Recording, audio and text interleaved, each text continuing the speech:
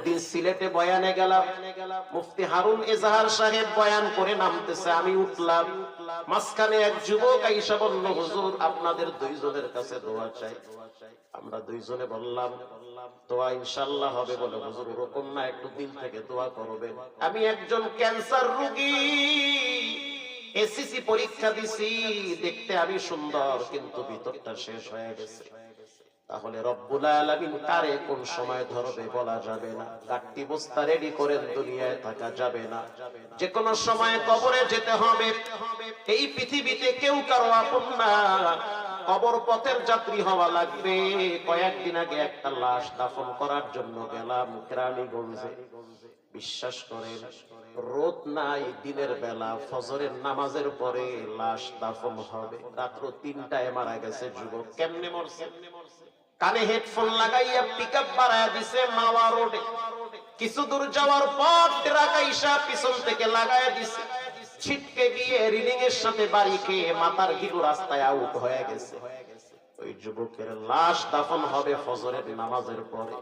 গেলাম লাশের কিনারায়, বিশ্বাস করেন দেহের ভিতরে যখন হাত দিয়েছি 3টা পাতলা কাপড়। এরপরে যখন কবরের মাটিতে হাত দিলাম, কবরের মাটি ঠান্ডা। 3টা পাতলা কাপড় দিয়া দেহটারে পেঁচাইয়া ঠান্ডা মাটিতে সময় রাখছি। বাবা দাঁড়ায় দাঁড়ায় কবরস্থানের রিলিং ধরে কাঁদতেছে আর বলতেছে, কয়েকদিন পরেই তো ছেলেটারে বিবাহ করাবো, মেয়েও দেখছি। কত স্বপ্ন, কত প্ল্যান প্রোগ্রাম আমাদের মাথায় ঘুরতেছে, অথচ মৃত্যু আমাদের ডানে বামে ঘুরতেছে। আজ থেকে তওবা করে নেন, জীবনে কোনোদিন মানুষের সমালোচনা করবেন না, নামাজ ছাড়বেন না, হারাম খাবেন না, মা বাবার সাথে বেয়াদবি করবেন না। দিলটা যদি ভালো থাকে, কত যুবক গাড়ি অ্যাক্সিডেন্টে কবরে চলে গেছে, কত বাচ্চা মেয়ে গাড়ি অ্যাক্সিডেন্টে কবরে গেল, কত আলেম কবরে গেল, কত স্টুডেন্ট হসপিটালে কাতরাইতেছে মৃত্যুর দরওয়াজায়। যখন তোমার দিলের ভিতরে পাপের প্রতি আগ্রহ জন্মাবে, পায়ে হাত দিয়া বলি হসপিটাল গুলা একটু ভিজিট করে আইসো, তখন মনে হবে তোমার রব তোমারে অনেক ভালো রাখছে। তোমার মতো অনেক যুবকরে হসপিটালে সময় রাখছে, নাকের ভিতরে পাইপ লাগাইয়া খাবার খাওয়ায়। অনেক যুবককে রব্বুল আলামিন কিডনি ড্যামেজ কইরা রাত্রিবেলা মানুষের দুয়ারে দুয়ারে হাত পাইতা চিকিৎসা। মা ওয়াদ্দাআকা রাব্বুকা ওয়া মা ক্বালা ওয়ালাল আখিরাতু খায়রুল লাকা মিনাল উলা। সূরার নাম সূরা দুহা, সূরার নাম সূরা কাউসার। যদি আপনি তাকান দেখবেন লেখা আছে কাল কাউসার। বাবারা পায়ে হাত দিয়ে বলি, কোরআনটারে তেলাওয়াত কইরেন, বাচ্চাদেরকে শিখাইয়েন, কারণ কবরের ভাষা হবে আরবি ভাষা। ফেরেশতারা প্রশ্ন করবে আরবিতে, ওখানে উর্দু আর বাংলা ইংরেজি চলবে না। কিয়ামতের ময়দানের ভাষা হবে আরবি ভাষা।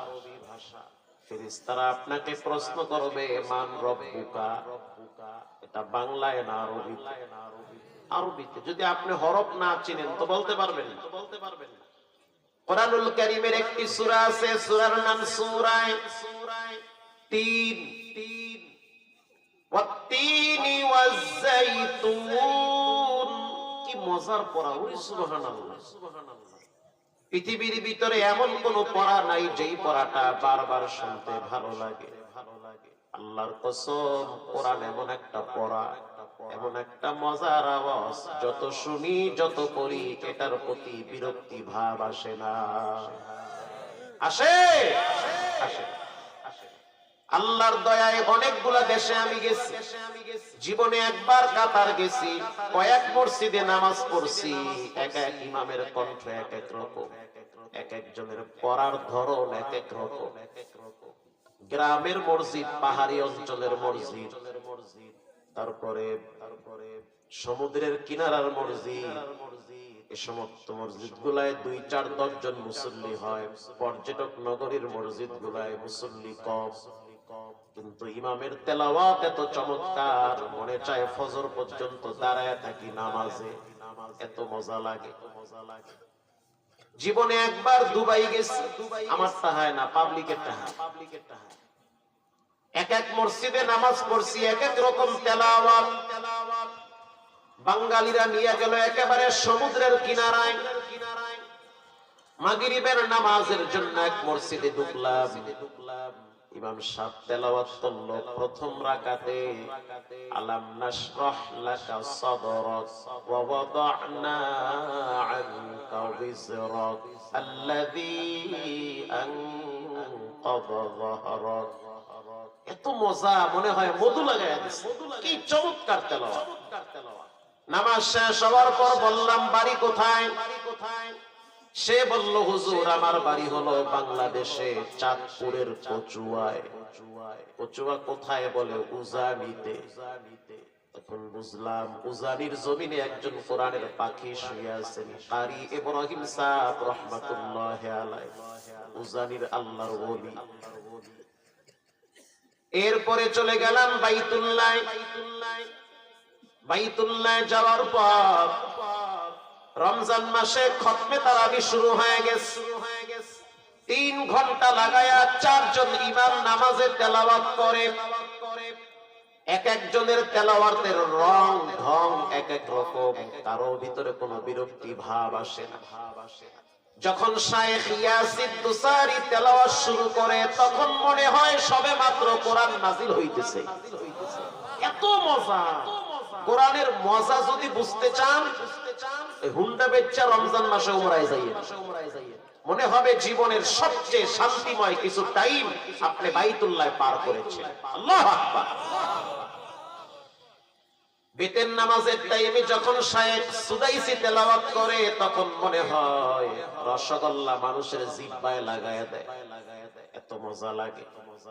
তার মানে বোঝা গেল মানুষের আওয়াজ মানুষের কাছে বারবার ভালো লাগে না, কিন্তু কোরআনের আওয়াজ মানুষের কানে একবার দুইবার না, যত শুনে ততই মজা লাগে, বিরক্তি ভাব আসে না। وَأَنصِتُوا لَعَلَّكُمْ تُرْحَمُونَ।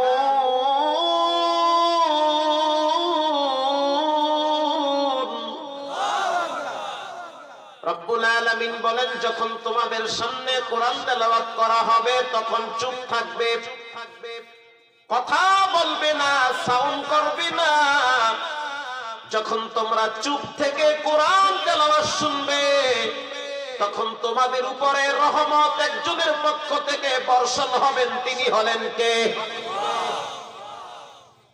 লোকমান হাকিম। তাকে ওই ব্যক্তি প্রশ্ন করল, এত সম্মান কেমনে পাইলেন? চমৎকার বয়ান করেন, কণ্ঠ তো সুন্দর। লোকমান হাকিম বলেন, আল্লাহ মানুষের সুরত দেখা মর্যাদা দেয় না, আল্লাহ মানুষের চরিত্র দেখে মর্যাদা দেয়। চরিত্র দেখে মর্যাদা দেয়। ওই ব্যক্তি প্রশ্ন করল, তোমার ভিতরে এমন কি চরিত্র আছে? লোকমান হাকিম বলেন, ও ভাই, সম্মান যদি পাইতে চাও, ইজ্জত যদি পেতে চাও, তাহলে 3টা গুণ অর্জন করবা। কয়টা? 3টা। এই 3টা গুণ আমার ভিতরে আছে। লোকমান হাকিম বলেন, 3 গুণের কারণে রব্বুল আলামিন আমার মর্যাদা দিন দিন জাতির সামনে শুধু বাড়াইতে আছে। কে আমারে চিনত? আমার বাড়ি সেই আবিসিনিয়ায়, আমার নাম নিশানাও ছিল না। রব্বুল আলামিন আমার চরিত্রের কারণে, আমার ভিতরে কিছু ঘ্রাণ ছিল, কিছু বৈশিষ্ট্যের কারণে, কিছু গুণের কারণে গোটা পৃথিবীর মানুষের মুখে মুখে আমার নাম রব্বুল আলামিন কবুল করেছে। আমার নামে কোরআনে সূরায় নামকরণ হয়েছে। 1 নম্বরের গুণ, মা ইয়ালফিযু মিন কাওলিন ইল্লা লাদাইহি রাকীবুন আতীদ।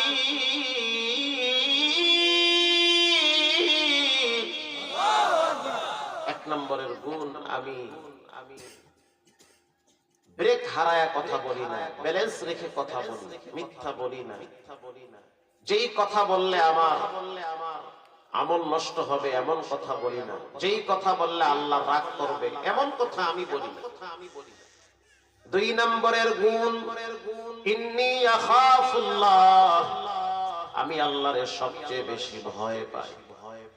যখন আমি রাস্তা দিয়ে একা একা চলি তখন মনে করি আমি একা না, সাথে আরেকজন আছেন, তিনি কে?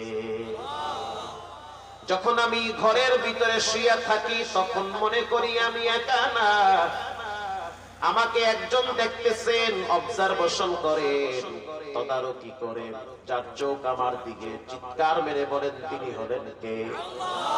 আমি আল্লাহরে ডরাই। ইন্নী আখাফুল্লাহ, আমি আল্লাহর ভয় নিয়ে চলি। হাদিসের কিতাবে আসছে আল্লাহর নবীর একজন সাহাবীর নাম আবু হুরায়রা রাদিয়াল্লাহু তাআলা আনহু ইশারের নামাজের পরে মসজিদ থেকে বেরিয়ে গেলেন।